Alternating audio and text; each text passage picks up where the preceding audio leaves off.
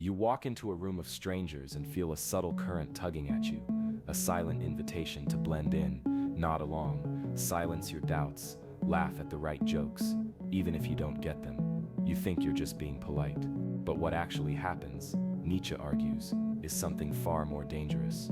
You are anesthetizing your own judgment before performing surgery on your soul. Let's ignite a suspicion inside you, a suspicion that almost everything you know about group intelligence is a lie. In the late 19th century, the world's cities choked with noise and smoke, and for the first time ever, millions crowded into urban anonymity.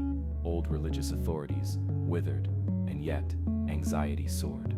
It's right here, Nietzsche spots the mutation, the birth of mass movements, mobs and fads. The internet did not create stupidity, it industrialized it.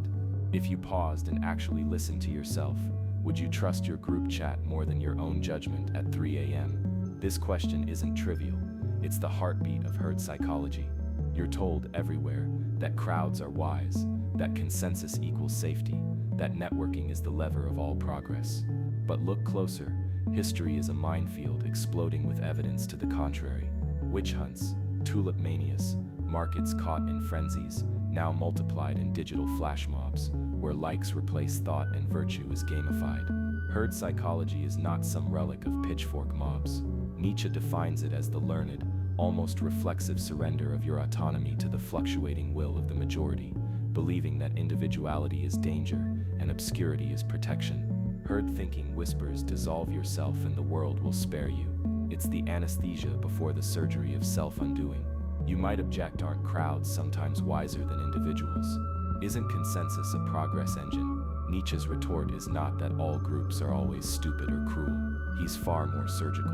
The real danger is not that being part of a group makes you violent or foolish, but that surrendering the burden of your own judgment for the sugar rush of group validation is to commit a kind of moral self-mutilation. It's true even when the crowd seems virtuous, even when the cause is good, even when the slogans sound enlightened. Herd logic doesn't just create stupidity, it manufactures your willingness to self-sabotage for a fleeting sense of belonging. Everything you know about networking, about group wisdom, about trending opinions, Nietzsche demands you interrogate the foundations. You're not supposed to be comfortable right now, because if you want to spot true danger, don't look to the outcasts, look to the sea of agreeable faces, the comforting current that threatens to pull you under. But is this just the past haunting you? Or is the logic of the herd mutating into something far more insidious in your algorithm-shaped world? Prepare yourself, because the next mutation doesn't give you the luxury of pleading ignorance. Let's stop pretending that you're truly free, just because you can customize a profile picture or choose which outrage to post about today. The real script running your life isn't visible on your phone screen or in your bank balance. It's programmed much deeper, in a mental operating system Nietzsche called slave morality. Here's the dirty secret. You don't need a dictator or a mass movement to crush your capacity for independent thought. You can sabotage yourself perfectly well, one like, one retweet, one anxious, self-edited opinion at a time. Slave morality isn't about literal chains. It's about what happens inside you after centuries of pressure to be nice, agreeable, non-threatening, and safe. What Nietzsche saw in the aftermath of industrial Europe, the collapse of clear spiritual authorities, the rise of nations, crowds, and newspapers, was the birth of a new god, the opinion of the crowd. Slave morality is the internalization of external authority, transforming resentment and fear into values that judge strength and independence as evil, and weakness as virtue. You learn not just to survive oppression, but to crave it. You teach yourself to call your own doubts morality, and your own hesitations compassion. That's the anesthesia, the numbness of herd thinking, disguised as care. Let's drag this into the present. Today, you don't need to march in a uniform. You can signal your submission in subtler ways, flaunting the right hashtags, cosplaying outrage, performing the self-flagellation that comes from endlessly apologizing for unapproved opinions. Adopting the latest online identity badge is the new genuflection at the altar of the herd. The gig economy hands you a kaleidoscope of permissible identities to try on, while the algorithm tracks your every move, punishing deviance, rewarding compliance. If everyone is woke, why does dissent feel so dangerous? Why does it feel safer to join the pile-on than to voice an honest doubt? Society teaches you to fear your own strength, then sells you therapy for your engineered anxiety. The self-help market promises you the courage to stand out, but sells it in a form that demands you blend in. Nietzsche's diagnosis destroys the pop culture myth of the alpha. This isn't about brute dominance or sociopathic self-worship. It's about the sheer terror of standing psychologically naked, without the comfort of the herd's approval. That's why self-improvement slogans only deepen your dependency.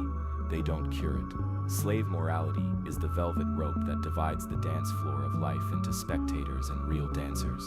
And if you're watching from the sidelines, it's because you swallowed the values of the crowd, as if they were your own. Here's the crossroads you now face. Admit how deeply you cling to comfort and approval, or keep dancing to a tune you didn't even write.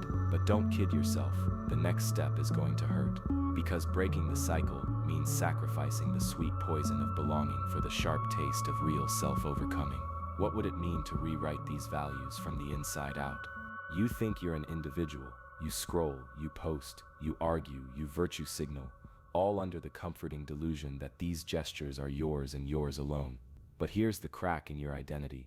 What if almost everything you believe, desire, and defend was installed in you by the crowd, not by authentic judgment? This isn't history.